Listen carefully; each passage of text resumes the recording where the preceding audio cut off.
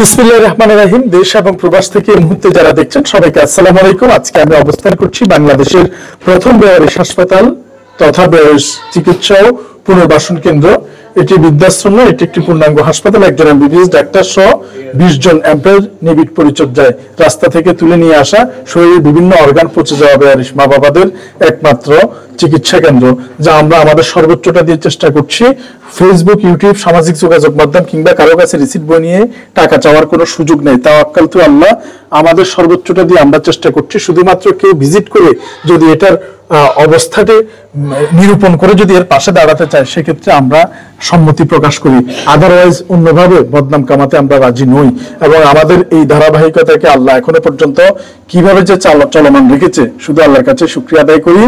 14 মাস আমরা ওভারকাম করেছি বাংলাদেশের প্রথম বেয়ারিশ হাসপাতাল নিয়ে, এবং আমরা বিশ্বাস করি আমরা বেঁচে থাকতে একদিন বাংলাদেশে সরকারিভাবে বেয়ারিশ মেডিকেল কলেজ হবে, তখন আর এটির প্রয়োজন হবে না। কিন্তু যতদিন না হচ্ছে, এটি বাংলাদেশের বেয়ারিশদের একমাত্র চিকিৎসার আশ্রয়স্থল, এবং এটিকে বাঁচিয়ে রাখার দায়িত্ব আমাদের সকলের। তো আজকে আমরা এই হাসপাতাল 14 মাস প্রতিষ্ঠা করেছি যাবৎ আমরা সবসময় বিকেলবেলা তাদের নাস্তা হিসেবে 1 কাপ চা আর 2টো বিস্কিট ছাড়া আমাদের আসলে দেওয়ার মতো সামর্থ্য বা সাধ্য নেই। কিন্তু আজকে এই যে তাদের জন্য খুব ভালো মানের একটি নাস্তা রেসিপি রেডি করা হয়েছে। দেখতে পাচ্ছেন এখানে ভিডিওতে চিকেন মশলা এবং পরোটা, আসলে যেটা সাধারণ স্বাবলম্বী মানুষদের মোটামুটি একটি মুখরোচক খাবার। শুধুমাত্র মোটামুটি যারা অবস্থা সম্পন্ন তাদের জন্য, গরিব মানুষের জন্য নয়। সে জায়গায় এই সমস্ত বেয়ারিশ মানুষের এই সমস্ত খাওয়া তো স্বপ্ন, সেই স্বপ্নটাকে বাস্তবায়ন করেছে। তাদের একটু মুখরোচক খাবারের ব্যবস্থা করেছে আমাদের মোহাম্মদ সাইফুল ইসলাম ভাই। তিনি আমাদের আবুধাবি প্রবাসী একজন শ্রদ্ধেয় বড় ভাই, এবং তিনি তার যে মহানুভবতা এভাবে বেয়ারিশ মানুষদের জন্য দেখিয়েছেন, আমরা দোয়া করি ওনার জন্য ভবিষ্যতেও উনি যাতে এরকম দেখায়। এবং আমাদের এখানে প্রতি 3 দিনে 1 বস্তা চাল লাগে। 70 রোগী এবং 20 জনের স্টাফ, 90 জনের রান্না, 270 প্রতিদিন 270 জনের রান্না হয়। 3 দিনে 1 বস্তা চাল লাগে। তো এরকম যে বিশাল একটি অবস্থা, এই অবস্থা থেকে শুধুমাত্র আল্লাহ পাক আমাদেরকে কিভাবে নিয়ে যাচ্ছে আমরা জানি। তাই সমাজের সর্বস্তরের মানুষের প্রতি আহ্বান, আপনারা আসুন দেখুন এবং কিভাবে আমরা ওভারকাম করতে পারি। অবশ্যই আমরা বর্তমানে পল্লী বাংলা নামক একটি ফুড প্রোডাক্টস চালু করতে যাচ্ছি। আপনারা পাশে থাকবেন, হয়তোবা সেটার লভ্যাংশ দিয়ে আমরা মোটামুটি পুরো প্রাথমিক অবস্থায় পুরো না পারলেও অর্ধেকও যাতে আমরা ওভারকাম করতে পারি। প্রতি মাসে 4.5 লাখ থেকে 5 লাখ টাকা খরচ, কিন্তু বাংলাদেশে 20,000 টাকা করে দেওয়ার মতো একজন মানুষও এখনো তৈরি হয় নাই এই 14 মাসে। সেই জায়গায় এই সুন্দর এই আয়োজনের জন্য প্রথম আমি অবাক হয়ে গেলাম যে তাদের জন্য আল্লাহ তাআলা মাঝে মধ্যে ব্যবস্থা করে। আমি সাইফুল ইসলাম ভাইকে ব্যক্তিগতভাবে, উনি আমার সামনে আছে, কোনোদিন আমি বলি নাই কিংবা কোনোদিন ইশারাও করি নাই কিংবা স্বপ্নেও কল্পনা করি নাই ওনাকে এই ধরনের কথা বলবো, কিন্তু আল্লাহ পাক ঠিকই ওনাকে দিয়ে ব্যবস্থা করেছে। এই জন্য সবসময় আমরা আল্লাহর কাছে চাইবো। এবং আমি আজকে সাইফুল ভাইকে যদি অনুরোধ করি যে আপনি এই টাকা দিয়ে পরিবার নিয়ে একটু ভালো কোথাও ঘুরে আসতে পারতেন, খেতে পারতেন, সেটা না করে যে বেয়ারিশ মা বাবাদের জন্য যে আপনি আয়োজনটা করছেন, আপনার কাছে কেমন লাগছে ভাইয়া? আমার থেকে অনেক ভালো লাগতেছে, আমিও অনেক খুশি হয়েছি। এখানে এসে অনেক দেখলাম, এখানে অনেক ভালো লাগতেছে, আবার দেখে আবার কষ্ট লাগতেছে।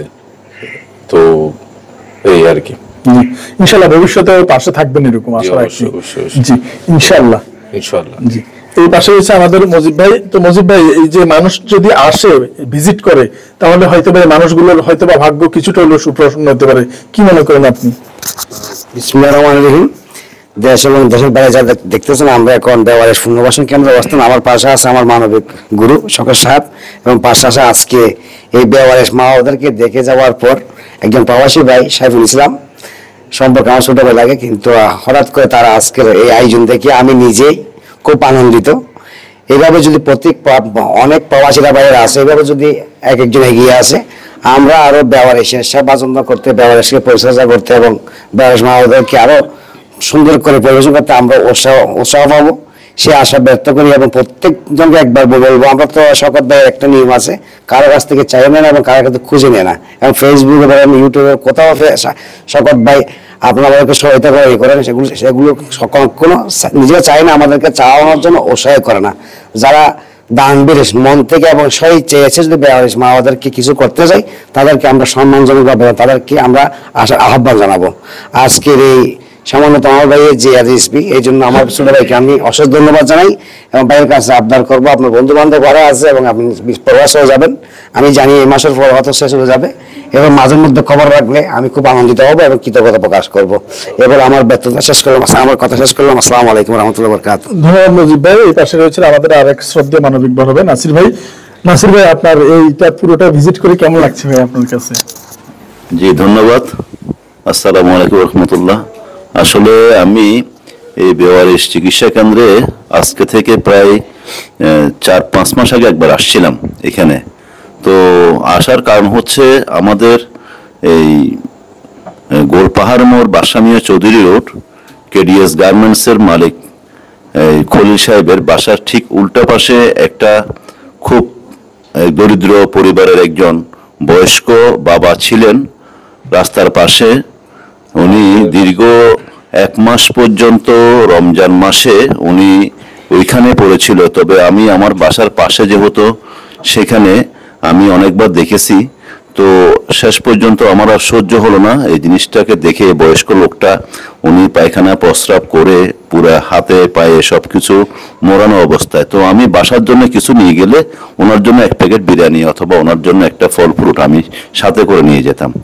তো একদিন হঠাৎ করে আমার এই বেওয়ারিশ ফাউন্ডেশনের একজন আমাদের ভাই আছে, যিনি এই করোনাকালীন সময় থেকে আমি দেখেছি, যেহেতু চট্টগ্রাম মেডিকেল কলেজ হাসপাতালে তার পাশে হচ্ছে গোলপাহাড়ের মোড়, ওখানে করোনাকালীন সময় দেখতাম যে আমরা বিভিন্ন ফেসবুকে দেখেছি যে আমাদের বেওয়ারিশ ফাউন্ডেশনের একটা চিকিৎসা কেন্দ্রের পক্ষ থেকে একটা টিম গঠন করা হলো মানবিক শওকত ভাই। তখন উনি ছিলেন আমাদের সিএমপি পুলিশ লাইনে ছিলেন। তো তখন থেকে উনি ওই টিমের একটা অংশীদারিত্ব হিসাবে ওনাকে দায়িত্ব দেওয়া হয়। তখন ওনার একটা টিম গঠন করে ওই টিমের মাধ্যমে উনি এই ধরনের যে রাস্তাঘাটে যারা করোনা অবস্থায় পড়েছিল, মেডিকেলে চিকিৎসা পায়নি বা বিভিন্ন জায়গায় মা বাবারা ছেলে মেয়েরা মা বাবাকে ফেলে চলে গেছে, এমন তো অবস্থায় আল্লাহর তরফ থেকে আল্লাহ শওকত ভাইকে এমন একটা টিম গঠন করে দিয়েছে। ওই টিমের সাহায্যে আজকে এই অবস্থানে চলে আসছে।